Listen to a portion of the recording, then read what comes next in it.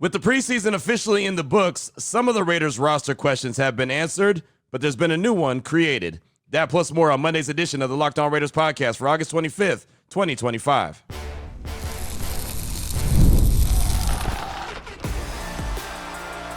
You are Locked On Raiders, your daily Las Vegas Raiders podcast, part of the Locked On Podcast Network, your team every day.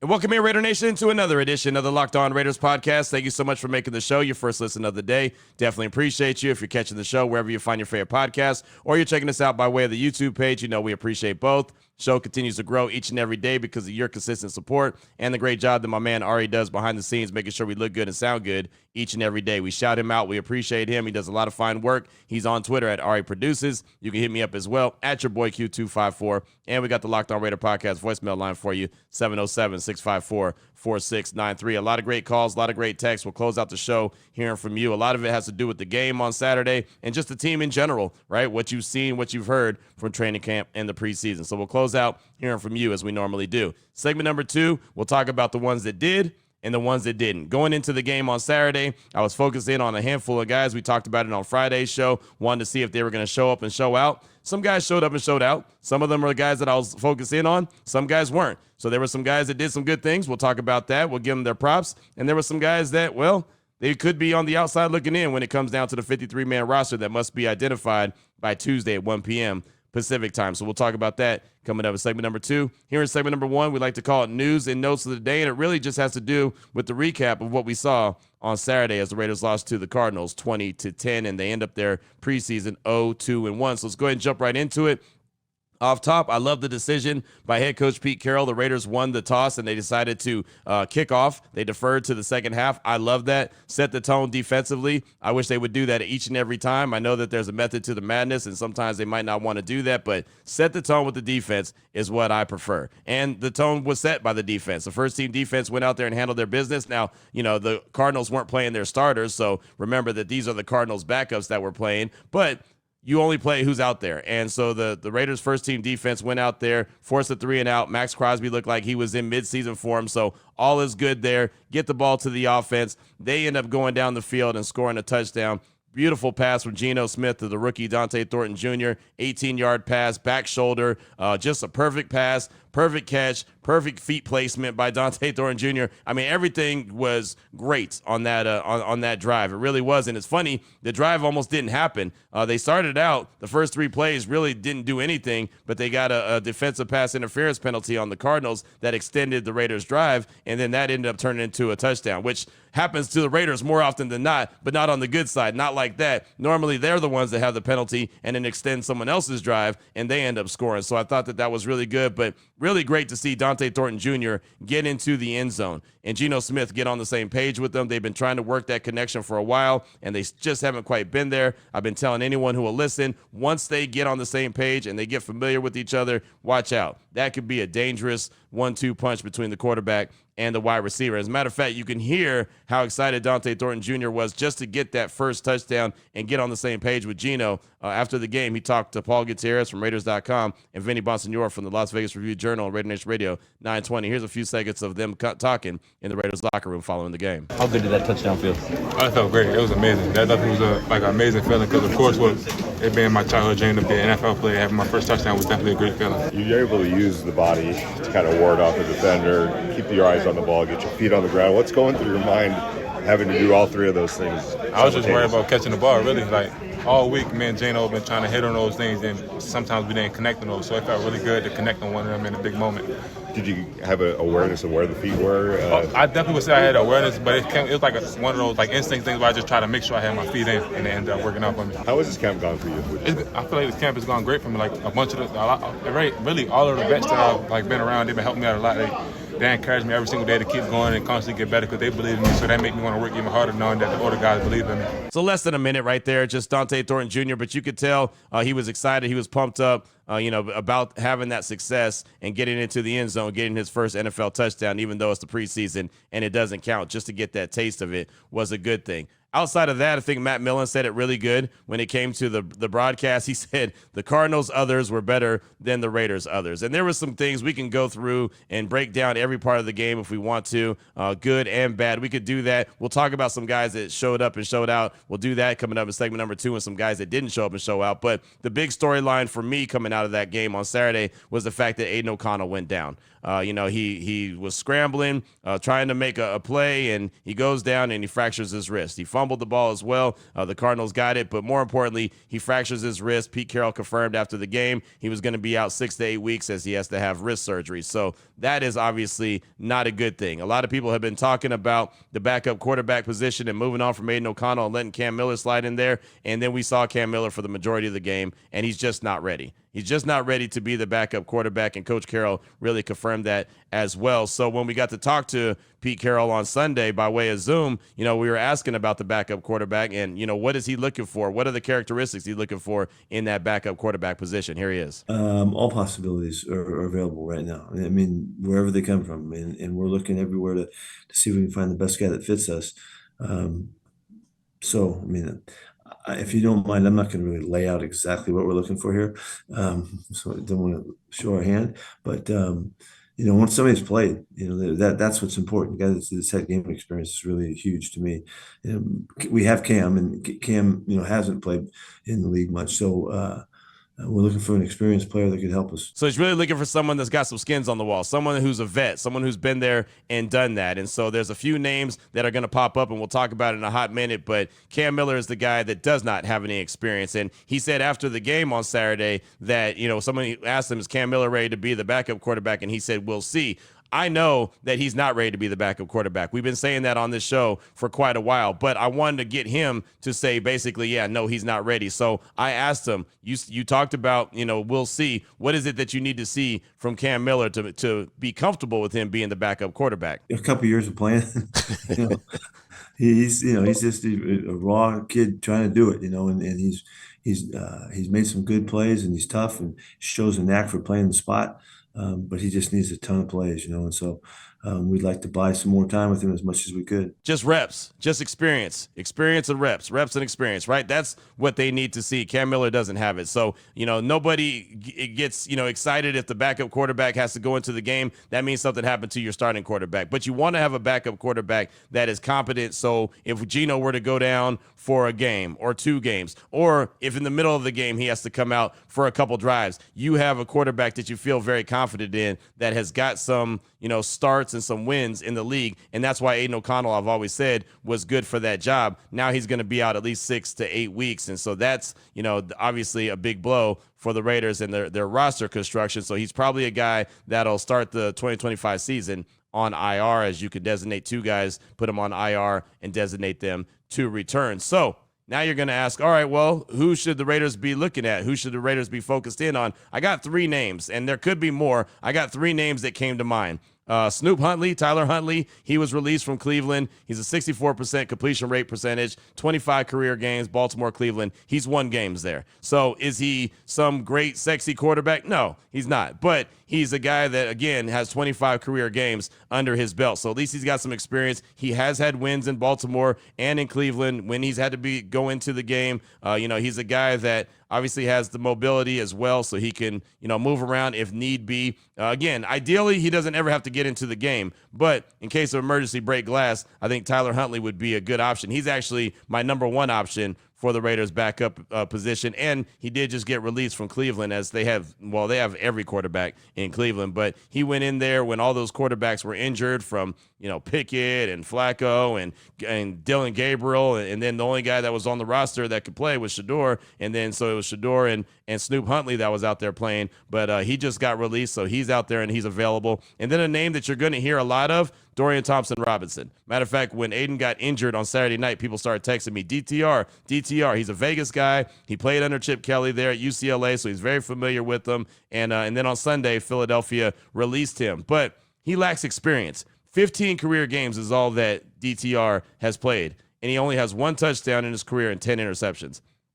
I know the familiarity is there with Chip Kelly. I get that. But I think the experience is something that this Raiders team is looking for more than the familiarity. But the name is out there. I tweeted as soon as the Eagles released him, I said it's a name to watch. Right, because again, he's a Vegas guy. He went to Bishop Gorman. He's a Chip Kelly guy. Was there at UCLA, so that part makes sense. But the experience he just doesn't have, and so I think that it would make more sense for a Snoop Hundley as opposed to a DTR. And then y'all just throw a Hail Mary name out there, and that's Marcus Mariota. He's got familiarity with Chip Kelly, obviously from his time at Oregon. Obviously, he's got tons of experience in the National Football League. He was here in Vegas at one time. He loved his time here in Vegas, so that I could see them doing that, but he's in D.C. right now with the Commanders, and he's actually pretty highly paid to be a backup quarterback there. So I don't think that he's going to go anywhere. If the Raiders really wanted him, they'd have to make a trade for him, and I just don't think that is really going to be in the cards. I don't think that's what they're looking for. They're either going to make a move for a guy who's already been released,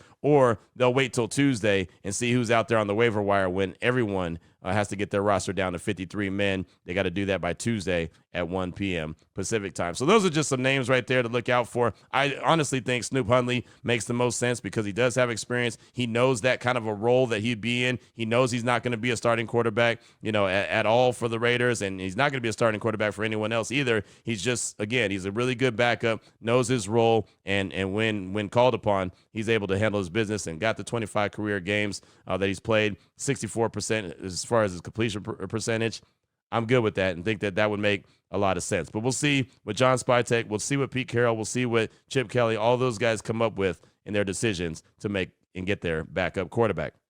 That's what I got for you for segment number 1 of today's Locked On Raiders podcast. Coming up in segment number 2, guys who did and guys who didn't. We'll talk about that. Segment number 2 of today's Locked On Raiders podcast.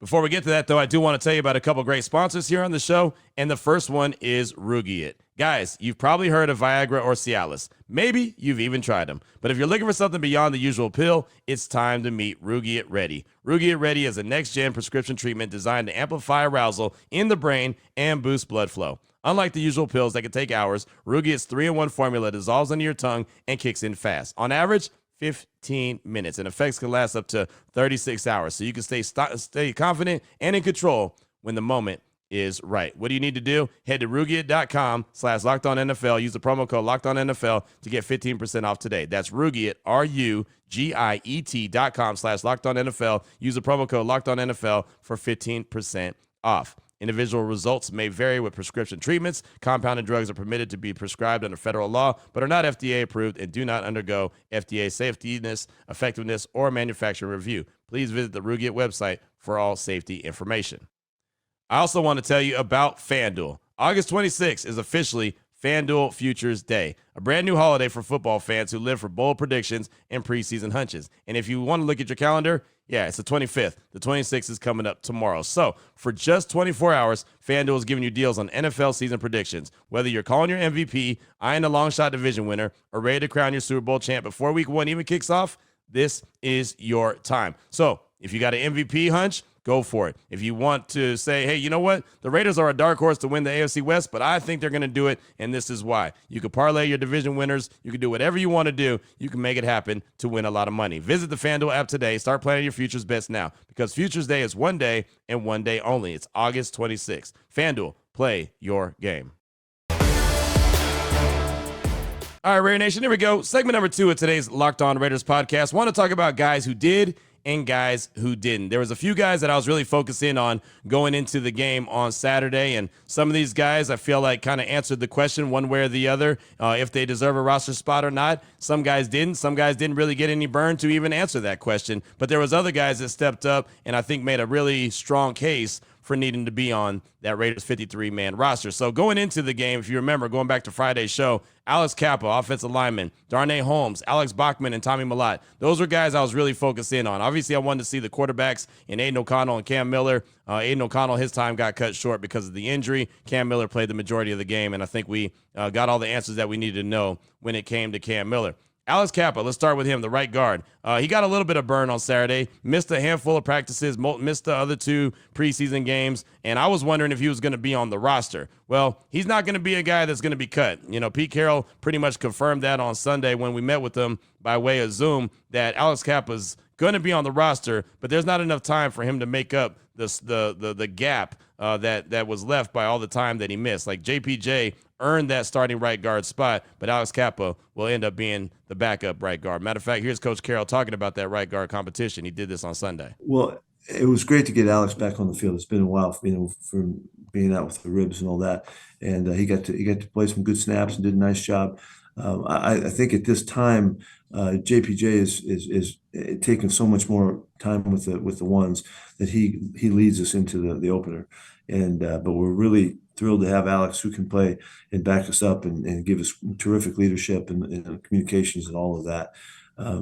Regardless of his injury, that's not going to have anything to do with that. So I feel fortunate that we have him, but at this point, JPJ is a little bit ahead, and Alex is going to keep battling. Yeah, the competition always is on, and so we don't need to settle anything forever. We're settling it to get to the first game, and that's where we are now. So there you go, Alex Kappa. Again, he was, as far as I was concerned, he was fighting to be on the roster. Coach Carroll confirmed that they like what they have in him. They couldn't do anything about him being injured, so that's on him, and that's how it goes sometimes. But he'll be there to be the backup to JPJ. Darnay Holmes was a guy that I had a lot of questions about going into Saturday's game. I still have a lot of questions about him. I really didn't see him out there at all. That could be good for him. That could be bad for him, right? I mean, it could be good and saying, hey, we've seen enough for this guy. He's going to be, he's going to be the starting nickel as he's listed on the depth chart right now. But when I see him out there running with the 2s and 3s in practice, when I see him out there, in the fourth quarter of the 49ers preseason game, it makes me wonder, right? And then there's other guys that I feel like are pushing him as well that could have something to say about it. So I still feel like he's on the roster bubble. I could completely be reading it wrong, right? And obviously we'll know coming up on Tuesday at 1 p.m. Pacific time, we'll know who makes the roster, who doesn't. And remember, that doesn't mean that, hey, it's all set in stone now once that comes out on Tuesday, because as we know, Pete Carroll made a lot of changes in Seattle. So I expect when the first 53-man roster comes out, there'll be plenty of tweaks that happen with that as well, based off other guys that get released around the league. But Darnay Holmes, like I said, I'm still on the fence with him. I just don't know if he's earned that roster spot. Alex Bachman, Tommy Millott, 2 wide receivers that I wanted to see some from on Saturday. We didn't see much from them either. We saw really basically our special teams, and Tommy Millott's had a couple kick returns that have been pretty nice, 20-plus yard returns. He did that again on Saturday. Alex Bachman, he's just a tough dude. To me, he seems like a Pete Carroll guy just because of his toughness and, that's he talking about compete. He'll always go out there and leave it all out there on the field. To me, he feels like a guy that Pete Carroll will like. But those were really the guys that I was focused in on, talked about them on Friday's show, and we saw a little bit from those guys, but not a whole lot. Now, guys that we did see from and guys that did, I think, step up in a major way on Saturday, speaking of cornerbacks, I was talking about Darnay Holmes and him being on the roster bubble. He could be on the roster bubble because a guy named Greedy Vance, the undrafted free agent out of USC, that dude could play. And it's funny, we talk about cornerbacks, we talk about guys in the secondary, we usually talk about PBUs. With Greedy Vance on Saturday, we weren't talking about PBUs, we were talking about TFLs, tackles for loss. Right? There was a play that he diagnosed early where the wide receiver caught the ball and then boom, got mollywopped immediately from Greedy Vance, so he lost some yardage there. And then he got to the quarterback. He was able to get to Clayton Tune and get him sacked one time as well. The Raiders had 5 sacks on Saturday. Really could have had 10 if they had sacked Clayton Tune as many times as they around him, because they did live in the Cardinals' backfield, but a lot of times Clayton Tune was able to escape out of there. But Greedy Vance, he did some good things. He caught a lot of folks' attention. Matter of fact, Coach Carroll was asked about Greedy Vance on Sunday. Here's what he had to say about him. Yeah, he's a playmaker. We went back. I went back probably last week to look at his college tapes again, just to see if I'm seeing the same stuff that here as we saw in college. And he's very aggressive, very instinctive player, and he takes his shots. And so he's done that throughout the time in practice. He's made a ton of big plays, and he's a really good competitor. So we've really liked what he's shown. So when I talk about Darnay Holmes and I say I just don't know if he's going to make the roster or not, I look at a guy in Greedy Vance who could be pushing him. And if Darnay Holmes does make the roster, he very well could not be might not be a starter. He might be a 2 or a 3, and we'll see what they end up doing. We do expect the Raiders will keep a lot of corners just because of Pete Carroll and his history with the defensive back room. But I think Greedy Vance is really making a name for himself and could easily end up being the starter when they go to New England to take on the Patriots. 2 other guys that showed up and showed out. We know what Ashton Genty is going to be from the running back room, but after that, it was, all right, well, who else is going to step up? I've been talking about Zamir White having a really good training camp. Not only has he had a good training camp, but he had a phenomenal game. He played his tail off on Saturday. I thought he looked really good. He looked fast, decisive, cutbacks. Normally, the zone blocking scheme isn't the best friend of Zamir White, but he looked like he was, he fit with what he was supposed to be doing really well. And oh, by the way, Raheem Mostert, a guy that I said could be on the roster bubble, he looked like he had plenty of juice and burst in those legs, didn't he? Man, between Zamir White and Raheem Mostert, they looked really good at that running back position. So I feel like they really rounded out that room, right? Genty, Zamir White, Raheem Mostert. And Dylan Lobby will make the team, but he'll do that by way of special teams, even though, he's listed as a running back and he can get some burn. And we saw him get some burn on Saturday at that running back position, but he's going to be a dude that is a kick returner, punt returner, also a gunner, right? I mean, you kick coverage, all that. Special teams is where Dylan Lobby is really going to butter his bread. But Zamir White, Raheem Mostert, very well done on Saturday and really solidified their position as far as I'm concerned in that running back room and on that roster, the 53-man roster when it comes to the Raiders. One more guy, and then we'll get into the did nots. How about Charles Snowden, the snowman? I know there's been some calls about and some texts about him on the show. He's had a really good camp, but man, he really kind of, hammered it home and hammered home that thought of, hey, don't forget about me. He did that on Saturday. I thought he played really well. He had a really good camp. Preseason games have been good, consistently getting to the quarterback, letting himself be seen, right? I mean, every time you look up, snowman, Charles Snowden, he's making some plays.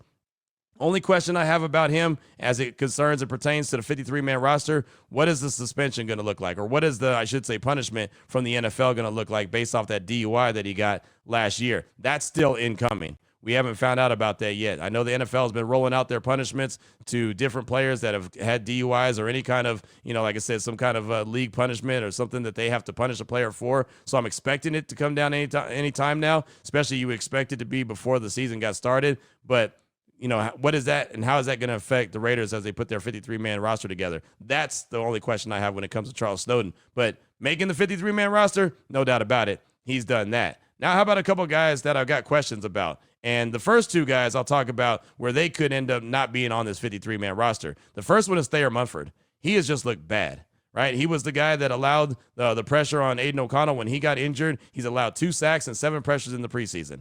Right. And he hasn't got a lot of burn, but he's just been a turnstile. He has not been good when it comes to being that offensive lineman. Maybe he'll be better inside as a guard, but when he's had an opportunity to be the tackle, whether it was the right tackle or left tackle spot, wherever he was, in there at the time, he just has not been good. And I think a lot of us have been waiting for Thayer Munford to step up and be that guy, and he just hasn't done it. So Thayer Munford is a guy that I look at, and I could easily see them making a move and saying, we're gonna go ahead and release him. Sincere McCormick, running back, talked about Raheem Mostert and Zamir White, what they did. Well, Sincere McCormick didn't do anything in that game on Saturday. 4 carries, 10 yards, and 1 carry was for 8 yards.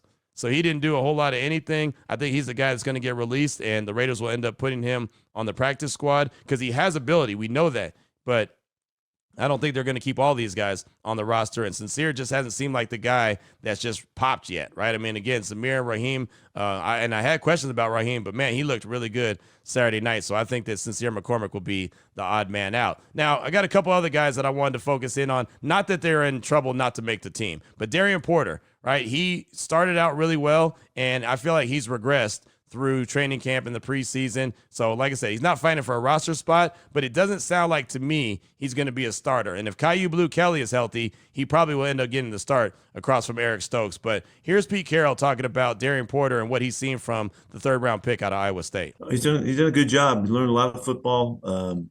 We've challenged him in a lot of ways, and I was disappointed that he didn't make a play on the touchdown pass because it was a play in zone that we could have made. So it shows a little bit of inexperience there, but he's done a nice job. He's been working really hard. He's helped us in special teams as well. So he's certainly vying for playing time. He's played a lot this preseason by design. So again, just wanted to go ahead and bring his name up just because I think a lot of us have high hopes for him. He fits the prototypical size of a Pete Carroll, defensive back. He's got the size and the speed, but he's just still learning the position. So he just needs some more reps. He looks like a guy who's going to be, on this roster, no doubt, but probably end up being a guy that runs with the twos. And a reason for that is Caillou Blue Kelly. He's been balling. Now, we didn't see him on Saturday. He's been nursing a hamstring issue, and that could be the thing that stops him, not from making the roster, but from getting the start. It might end up elevating a guy like Darian Porter into the starting position if Caillou Blue Kelly's not ready to go. But here's what Coach Carroll had to say on Sunday about Caillou. Yeah, it was really, really unfortunate that he just has a sore hamstring. He's got an old injury that he had surgery on years ago, and so it was a little sensitive. So we just took care of him, made sure that we didn't. With 2 weeks coming up to get him ready for for the opener, what he could contribute there, we took care of him. I think I've been saying about him. He's really shown up to be active and aggressive and playing the style of play that we want. And he's been productive on the practice field. Again, the Niner week, he had a good week. And it's just unfortunate that he started last week, so we gave him a chance to show, how he fits in. So he's done a lot of positive things, and we just needed to make sure that we didn't, delay this return. So we held him out, but he's battling, and so he's done really well, and he's done a nice job on special teams also. So you can hear in just the words that he says, if you're just listening really carefully what he's saying, they got a couple weeks to get him ready for New England, right? So whatever role he's going to play, they're getting him ready. They've been happy with what they saw from Caillou Blue Kelly, and I think that can only continue to develop and evolve. And again, he's put together and strung together so many practices that have been really good. He started last week against the 49ers. His biggest issue is going to be health. Can he stay healthy? Is that hamstring issue that, apparently like Pete Carroll said, went back to a couple years ago when he had to have surgery. So hopefully he's able to get as healthy as possible and be a big-time contributor. While I'm talking about defensive backs, let's also talk about DeCam Richardson, another guy that got a lot of burn his rookie year, and a guy that fits the mold of a Pete Carroll defensive back, but he's seeming like he's regressing as well. So he's had some moments that were decent early in training camp, but it seems like the longer training camp went on and the preseason started going, he started to regress. So I don't think that he's not going to make the roster. I just think he's going to be much lower on the depth chart. So that's really the guys that stood out to me based off of Saturday or based off just the whole body of work of training camp and preseason. Obviously, the 53-man roster, we'll find out who makes the initial 53-man roster. We'll find that out coming up tomorrow. But what stood out to you? What's on your mind? Your calls and texts will close out the show. 707-654-4693. We'll hear from you coming up in segment number 3. Before we get to that, though, I do want to let you know that this episode is presented by Yahoo Fantasy. The NFL season is right around the corner, and you can feel the buzz. Fantasy football season is here. Everyone's researching, drafting, and building their championship squads. If you haven't joined the league yet, now's the time, and it's all happening on Yahoo Fantasy. This year, so many are playing fantasy football on Yahoo Fantasy, and you should too. Whether you're a first-timer or a veteran creating your millionth league, Yahoo Fantasy is loaded with fun ways to compete and brand new features that make the game even better. With season kickoff on September 4th, now's the time to start playing Yahoo Fantasy Football, which offers so many fun ways to compete. Want more ways to play? Try the brand new Yahoo Fantasy Guillotine League mode, where the lowest scoring team gets eliminated weekly until one team is left standing. Want to play instantly with your friends? Try the new Draft with Friends mode. Prefer the classics? Get your crew together, go head to head in a private league. And if you have no crew, no problem. Join a public league. That's the easiest way to play. The NFL season kicks off September 4th, so don't wait. Start your league now. Draft now at yahoofantasy.com/LockedOnNFL. That's yahoofantasy.com/LockedOnNFL. Here we go, Raider Nation. Segment number 3 of today's Locked On Raiders podcast. Your calls and texts off that Locked On Raider podcast voicemail line, 707-654-4693. Let's switch things up today. Let's start things off with a text from Cooper in Central Oregon. Q, longtime Raider fan and listener. Watching Lester Hayes and Fred Biletnikoff and their Stickum made me stick around, and it's been a fun ride. For my question, can you mention the name of the book that is a foundation to Coach Pete's philosophy? What other coaches are in Pete's coaching tree? How successful have they been? The difference Coach Carroll has made and the energy of the team is exciting, and I'm optimistic as always. I'll be interested to see how this holds up when things get challenging. Raider Nation appreciates your commitment to excellence in the work that you do every day. That's Cooper from Central Oregon. Thanks for the text. Thanks for the compliments. Definitely appreciate you. It's funny you mentioned that book. Inner Game of Tennis. You're watching on YouTube. Boom, there it is right there. Inner Game of Tennis. I actually mentioned that to Coach Carroll the other day, just to the side that I was reading in. So he said, well, when you're done with it, let me know what you think, and then we'll talk about it. So look forward to that. Apparently, Coach Carroll and also Coach Steve Kerr, they have their philosophies based off of that book as well. And matter of fact, Coach Carroll wrote the foreword in the Inner Game of Tennis. So definitely check that out. It's like $11 on Amazon. His coaching tree, I mean, he's got a lot of different coaches that come from his coaching tree. I mean, just think about all the guys that were in Seattle. Dan Quinn right now in Washington with the Commanders. He's obviously had success. He's been to the Super Bowl, had a really good year last year. Let's see, Brian Schottenheimer, who's the Cowboys head coach now. He comes from the Pete Carroll tree. Again, all the guys that were in Seattle, Gus Bradley was the head coach at one point. Obviously, he's a better defensive coordinator than head coach. Ken Norton Jr., remember him? Obviously, he's a better linebacker coach than a defensive coordinator, but he's got plenty of different coaches that come from his tree, and he's had a lot of success. I mean, when you're in the league, as long as he has been, then you know that you're going to have plenty of guys that come from your tree. So I think that his coaching tree, I'd have to go back and look to see like all the guys that come from there, but there's plenty of success stories from Coach Pete Carroll. So thanks so much for the text. Definitely appreciate you. Up next, got a call from Reckless Raider in the 307. He's calling to look for some optimism after watching the Raiders preseason. Here he is, Reckless Raider. Hey, Q. Reckless Raider out in the 307. I need your help, man. I need a little optimism after watching the preseason.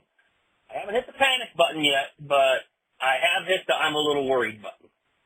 I'm going to start off, I'll say I'm really confident in our starters across the board. I think they played really well.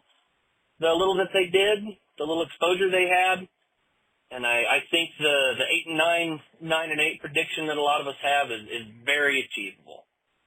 But if we start losing those guys to the injury bug, I really don't feel comfortable with what we've seen from a lot of our backups. The running back room, the tight end room, the receivers, the D-line, they all look fine. There's playmakers there that when their number gets called, if and when that happens, I think they can step up. Everything else, I'm not so sure. Like, for example, I hope our backup quarterback is on another roster right now. Because I was thinking that Aidan would be serviceable as a backup. You know, he's got the experience. He's got a few wins. But he's taken several steps back, and now he's got a fractured wrist. He's going to be out for 6 weeks or so anyways. And Cam Miller is obviously not it. He's had one good throw in the preseason, so I don't think he's the guy right now. Part of me wonders that maybe him and Aidan's poor play is partially to blame on lack of quality depth on the O-line. We all know how important it is to have reliable backups on the O-line because they're always getting banged up. It just seemed like our second and third stringers were getting put on skates a lot. On defense, like I said, the D-line looks really good. There's some good depth there for rotations. I think that's going to be our strong suit. Linebackers, not really sure about. Starters are reliable, but if they start going down, I really don't know who's going to step in. I haven't seen much to be excited about with all the missed tackles and the bad angles, you know. And the DBs are about the same. They look like there's some solid play from the starters. We forced some turnovers, but once we have to start plugging in the backups, I don't really see anyone that's been making plays consistently that we can count on. As a whole, the giving up third and forever constantly is really starting to aggravate me. Because successful teams do not let that happen. But anyways, like I said, all off-season, in Spike and Carroll we trust. I still believe in them wholeheartedly to lead our program, as Coach calls it. I just had some concerns I wanted to share and see what you think. So thanks, Q, and go Raiders. Reckless, thanks so much for the call, my man. I appreciate you. And look, I know that you're looking for optimism, but I think your concerns are valid, especially when it comes to depth, right? Depth is going to be an issue, right? The first teamers look good. Offense, defense, think they're going to be fine. But, you know, depth, if they start getting hit with some injuries, that's something that's hard to overcome. And that's, you know, it's partially on the Raiders. That's not partially. It's a lot on the Raiders for not drafting well, right? I mean, when you draft really well, you have plenty of talent in the cupboard, right? I mean, that's the whole point of it. But there's so many times that the draft picks that they've had just don't end up panning out. And they got to get into a better habit of drafting better. It's just that simple. That's why John Spytek ended up with 11 draft picks this last year, right? Remember, they started out with 8, and ended up with 11. He knew that he needed to fill some holes where there was void of talent. So I'm expecting to see John Spytek for the next few years try to really load up on draft capital and really try to build this team up and make it a lot deeper, because it's not. And, right now, as far as, like defense and everything's vanilla, right? So they didn't show anything by design. So, when they start scheming things up defensively and offensively, and especially on defense, though, it'll look a lot better. So it's really a work in progress. I think we have identified the areas of concern. Secondary is going to be a question. Linebackers are going to be really good at stopping the run. I think this defensive line is going to be good at stopping the run. But the secondary is going to be questions, and so, they're going to have to evolve. So like I said, work in progress. Thanks so much for the call. Definitely appreciate you. Up next, got a text from Clayball in Riverbank, Cali. Says, Q, it's Clayball from Riverbank, Cali. Pretty pumped up this offense. I'm pretty pumped up about this offense going into the season. Gino's connection with Big Mike and Dante Thornton Saturday has me feeling alarmingly optimistic. I'm intrigued about the situation at backup quarterback with Aidan O'Connell being out. Cam Miller's been fun to watch, but I believe he should go on the practice squad this season. I think Snoop Huntley would be a fine option to be the backup in Chip Kelly's offense. My number one realistic option is Hendon Hooker, with him being potentially cut. I think he would be a low-risk signing and could be a good developmental quarterback to sit behind Gino for a few years. What are your thoughts on potential options on a backup quarterback they could take a flyer on? Anyways, thanks for all that you do. Hope all is well. Raiders. That's Clayball in Riverbank, Cali. Yeah, I didn't think of Hendon Hooker. I really didn't. He was a really good quarterback at Tennessee. I always caution because he does come from that Josh Heupel offense, and it's really hard to translate into the National Football League. I think that Huntley is liked in Detroit from everything that I hear, but the problem with him is the same problem with DTR. Doesn't have any experience, right? I mean, he's hasn't done too much at all, right? I mean, he's gotten into the game and some slop duty and mop up duty and that time like that, but it hasn't really done too much other than that. So I don't really know. And then they even remember when they went and brought Teddy Bridgewater and they brought him and put him on the squad. So maybe he's not developing like he should. I don't know if that's what the Raiders want to do, is go into a developmental situation. I think Snoop Huntley would be fine as well. That's why he was my number one option that I talked about in segment number one. But thanks for the text. Do appreciate you. And I agree with you with the offense. I think the offense is going to be fun to watch. Up next, got a call from Rich in the 831. He's calling to talk about the backup quarterback position and what he feels like the Raiders need to do. Here he is, Rich in the 831. Hey, what's up, Q? Rich from the 831. Wanted to get a take on your thoughts on a backup quarterback. I feel that we can't go into the season with Cam Miller as the backup. I felt that all along, even after week one. I'm not a big fan of a rookie being a backup personally. Even if you look back at Aiden's rookie year, there was Hoyer, right? So I'm just not a big fan. Now, when I look at a backup quarterback, I look at a quarterback that, let's say something happens to the starter, a month. That's what I look at, a month. So 4 games. Can they go 2-2? And that's the best case scenario, in my personal opinion. Do you want more wins? Sure. But can he lead us to 2-2? Right now, I feel that the Raiders should go try and acquire Tommy DeVito. Not sign Carson Wentz, not do anything like that. And it's interesting because I've been following that Giants quarterback situation a little bit, and I thought it was because I like Jackson Dart, so that's why I was following it. But I thought it was interesting that they didn't cut Tommy DeVito on Friday when they had those like a ton of roster cuts. The Giants did, and the only thing I can see why they didn't cut him, because they're not going to carry 4 quarterbacks, was I think they're going to try to trade him somehow. I wouldn't mind a late round pick, like give him a 7. Or something like that. I know they're not going to get much for Tommy DeVito, but I just feel like he's kind of the best scenario right now. He's not terrible. He's better than Cam Miller right now. I think he's pretty equal to Aidan O'Connell personally in terms of skill set, but he can actually move a little bit better, which is a plus. So maybe I'll give the slight edge to DeVito on that if we're comparing the two. Just wanted to get your thoughts on that. I think backup quarterback has become a huge need right now. Anyways, brother, appreciate all you do.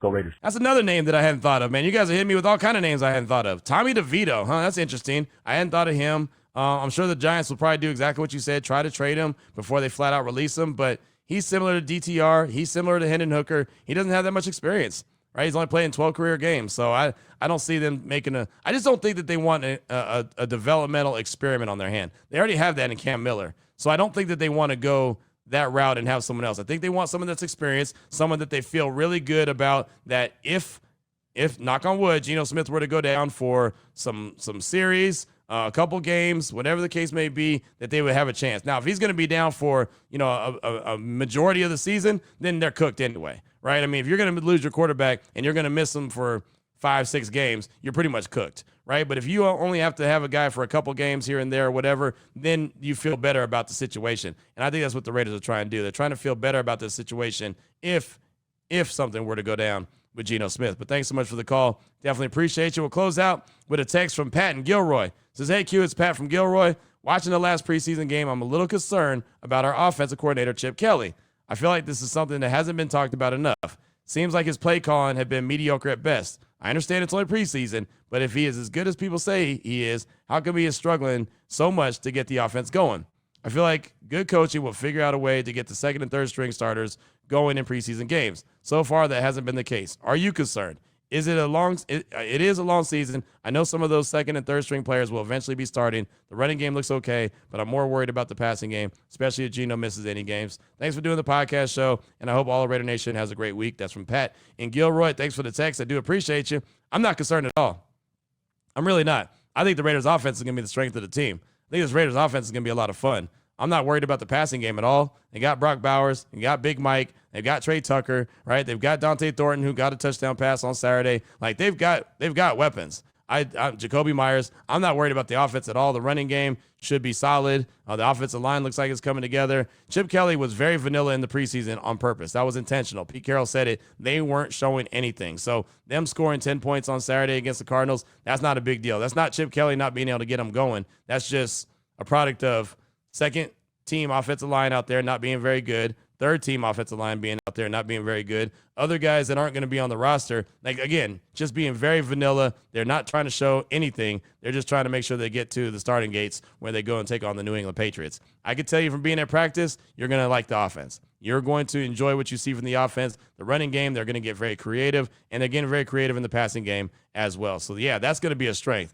I'm not worried about that at all. So thanks so much for the text. Definitely appreciate you. Call from Raider Meatloaf we'll get tomorrow. A text from AZ Raider we'll get tomorrow as well. We'll have more news and notes for sure. Maybe we'll have some kind of answer to the backup quarterback position when it comes to the Raiders. Now that Aidan O'Connell we know is going to be out 6 to 8 weeks, maybe the Raiders make a move. Maybe they're going to wait till Tuesday. We'll find out sooner or later. We'll definitely be talking about that as well. The Raider Squad Show, normally it's at 7:30. It's not going to be till 5:30 this evening.